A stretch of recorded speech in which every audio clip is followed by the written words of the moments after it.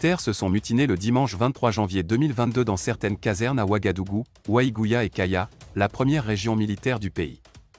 Mais, quelles sont les réelles motivations des militaires qui ont démontré leur mécontentement par des tirs à l'arme automatique et des armes lourdes dans leur base?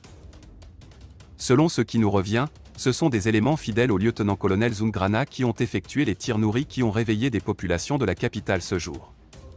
En rappel, cet officier, accusé de vouloir faire un coup d'État il y a quelques jours, a été arrêté et déféré à la maison d'arrêt et de correction de l'armée, Maka, dans le camp du général Aboubakar Sangoulé Lamizana d'où les tirs ont commencé. Selon des sources concordantes, les mutins exigeraient la libération de leur chef, cité comme l'un des officiers du moment à être proche de ses troupes et à avoir acquis plusieurs victoires avec ses hommes dans la lutte contre le terrorisme.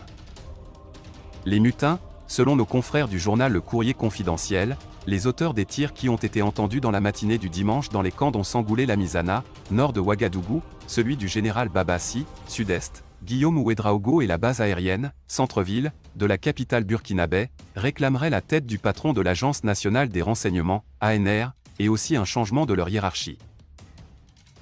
Les mutins exigeraient suffisamment de troupes qui combattent les terroristes et qui ont à plusieurs reprises souligné des dysfonctionnements notamment liés à leur prise en charge. Ils revendiquent également des moyens, matériels et logistiques, conséquents pour lutter contre le terrorisme.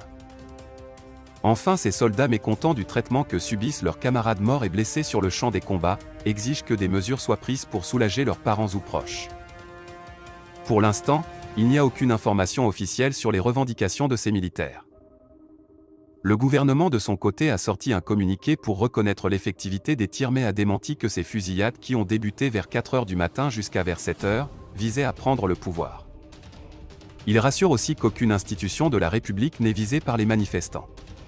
Enfin, le gouvernement appelle les populations à rester sereines. La hiérarchie militaire selon nos informations est à pied-œuvre pour ramener le calme et la sérénité dans les casernes. Mais, il nous revient que le commandement éprouve des difficultés pour avoir des interlocuteurs afin de dialoguer et ramener la quiétude au sein de l'armée. Ces tirs surviennent au lendemain d'une journée mouvementée au Burkina où des manifestants, réclamant entre autres, la démission du président Roch-Marc Christian Kaboré, le soutien aux forces de défense et de sécurité, FDS, et aussi à la junte au pouvoir au Mali, frappée par des sanctions communautaires.